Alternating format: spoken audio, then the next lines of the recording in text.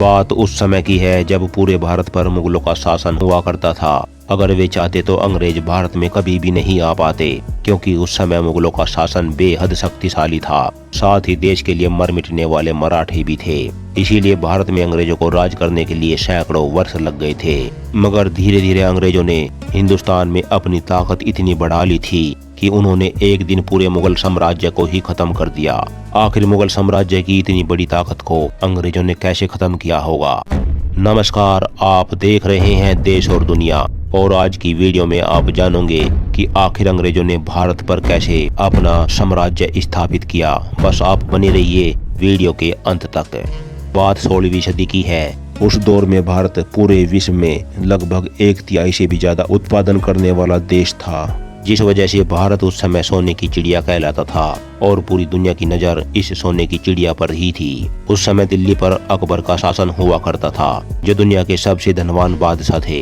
लेकिन उसी समय ब्रिटेन में गृह युद्ध की स्थिति बनी हुई थी। उस समय महारानी एलिजाबेथ प्रथम के शासनकाल में अधिकांश अर्थव्यवस्था कृषि पर ही निर्भर हुआ करती थी।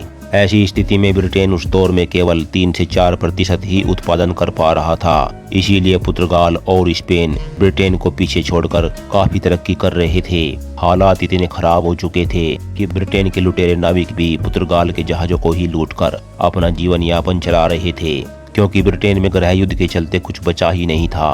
उसी दौरान एक ब्रिटिश नाविक को समुद्री यात्रा के दौरान भारत की अपार संपदा और समृद्धि के बारे में पता चला, और ब्रिटिश सरकार तक भी ये सूचना जल्द ही पहुंच गई। फिर उसके बाद लगभग 200 ब्रिटिश व्यापारियों ने मिलकर एक कंपनी बनाई और उस कंपनी का नाम रखा ईस्ट इंडिया कंपनी। और इस कंपनी के सदस्यों ने जब अपनी राजनीति और कूटनीति महारानी एलिजाबेथ को बताई, तो वह इस कंपनी को सपोर्ट करने के लिए राजी हो गई। इसी समय भारत में बादशाह अकबर की मौत हो चुकी थी, और अकबर के बाद मुगल बादशाह के तख्त पर अकबर के बेटे जहांगीर की ताजपोशी कर दी गई।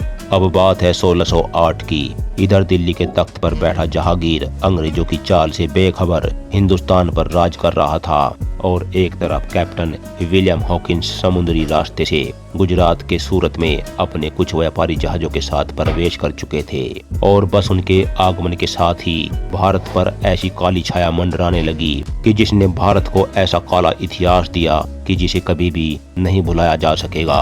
अंग्रेजों ने भारत में आते ही ईस्ट इंडिया कंपनी स्थापित करने की घोषणा कर दी, और अपने इसी प्रस्ताव के साथ काफी बेशकीमती उपहारों को लेकर कैप्टन विलियम हॉकिंस अपने कुछ साथियों के साथ जहांगीर के दरबार में पहुंचे।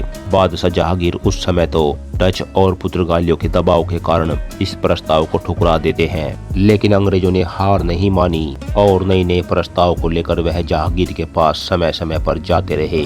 और आखिरकार जहांगीर ने अंग्रेजों के इस प्रस्ताव पर हस्ताक्षर करके अंग्रेजों को भारत में व्यापार करने की मंजूरी दे दी। जैसे ही उन्हें व्यापार करने की मंजूरी मिली, तो अंग्रेजों ने सबसे पहले पटना, सूरत, मुंबई और चेन्नई में अपने कारखानों को स्थापित करके व्यापार करना शुरू कर दिया। शुरू में तो इस कंपनी ने यहाँ के लोगों को खूब रोजगार दिया और बदले में अच्छी पगार भी दी। इसी वजह से हिंदुस्तानी ईस्ट इंडिया कंपनी से काफी प्रभावित हुए और भारतीय व्यापारी भी इस कंपनी से जुड़ने लगे। लेकिन ये सब ज्यादा दिनों तक नहीं टिक पाया। उस दौर में पूरे भारत में ईस्ट इंडिया कंपनी का व्यापार बढ़ता ही जा रहा था। बढ़ते व्यापार के चलते अंग्रेजों के मन में लालच इतना बढ़ गया कि उन्होंने पूरे भारत की सत्ता पर ही कब्जा करने की योजना बना डाली। और इसी उद्देश्य से सन 1686 में ब्रिटिशों ने मुगलों के खिलाफ जंग का ऐलान कर दिया, और औरंगजेब से हुई इस जंग में मुगलों ने अंग्रेजों को बुरी तरह से हरा दिया। धीरे धीरे अंग्रेजों को यह बात समझ आ चुकी थी कि मुगलों को जंग करके नहीं हराया जा सकता,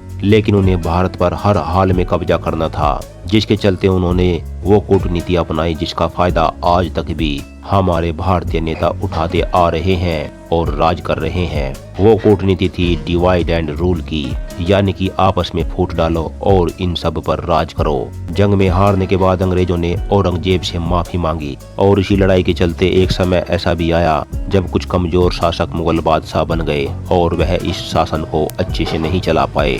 मुगलों के अनुभवहीन शासकों के कारण ही अंग्रेजों को मौका मिल गया अपनी आगे की चाल चलने का। बात 1717 की है। इसी दौरान पर्शिया के राजा ने मौका देखकर भारत पर आक्रमण बोल दिया। अनुभवहीन मुगल शासक लगभग अपना सब कुछ गवा ही बैठे थे, क्योंकि पर्शियन सेना दिल्ली तक पहुंच चुकी थी, जिससे दिल्ली की गद्दी मुगलों के हाथ जाने ही वाली थी। अब ऐसी स्थिति में मुगल बादशाहों ने इस दौर में लगभग 2 करोड़ रुपए और कई बेशकीमती हीरे मोती देकर दिल्ली को बचाया था।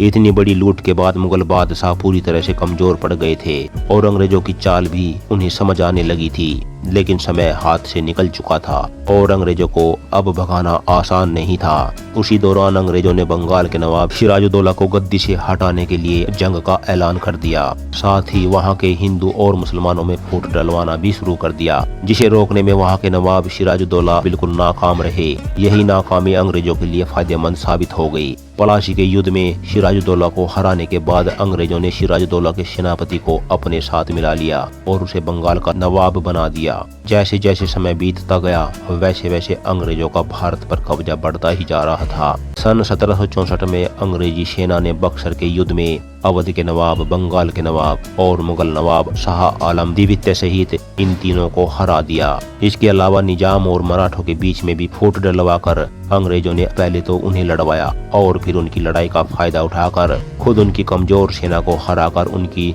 रियासतों पर कब्जा कर लिया। अंग्रेजों ने इसी तरह 18वीं सदी तक लगभग पूरे भारत पर अपना कब्जा जमा लिया। अंग्रेजों ने अपने अधिकारों का फायदा उठाते हुए भारतीय लोगों पर बेवजह के कर लगाकर भी खूब कमाई की। इसी तरह धीरे धीरे भारत को अंदर तक खोखला कर दिया। अंग्रेजों को संपूर्ण भारत पर पूर्णतः अधिकार करने के लिए कुछ भारतीयों को भी अपने साथ करना अभी बाकी था। उन्होंने उन जमींदारों को अपने साथ मिला लिया जिनसे उन्हें आगे चलकर काफी फायदा हो सकता था। अंग्रेजों ने उस दौर में एजुकेशन पॉलिसी को लागू किया, सड़कें बनवाई, रेलवे का निर्माण किया, जिसके कारण प्रभावित होकर कई सामाजिक कार्यकर्ता अंग्रेजों से जा मिले। लेकिन अंग्रेज बिना किसी कारण कुछ नहीं करते थे। फिर 1857 की स्वतंत्रता क्रांति के दौरान कई बड़े संघ और समाज सुधारक अंग्रेजों के साथ हो गए थे। भारत पर अपना पूरा कब्जा कर लेने के बाद ही अंग्रेजों ने मुगलों के आखिरी बादशाह बहादुर शाह जफर को बंदी बनाकर रंगून की जेल में डाल दिया और उनके बेटों सहित तमाम खानदान को मौत के घाट उतार दिया और पूरे भारत को अपना गुलाम बना लिया। मुगलों की एक गलती और निजी स्वार्थ की भावना ने ही अंग्रेजों को भारत में आने का मौका दिया और इसी गलती का खामियाजा हिंदुस्तान की कई पीढ़ियों को भुगतना पड़ा। वैसे आपके हिसाब से क्या मुगल ही अंग्रेजों के आने का कारण थे? आप अपनी राय जरूर दें। वीडियो में यहाँ तक बने रहने के लिए आप सबका धन्यवाद।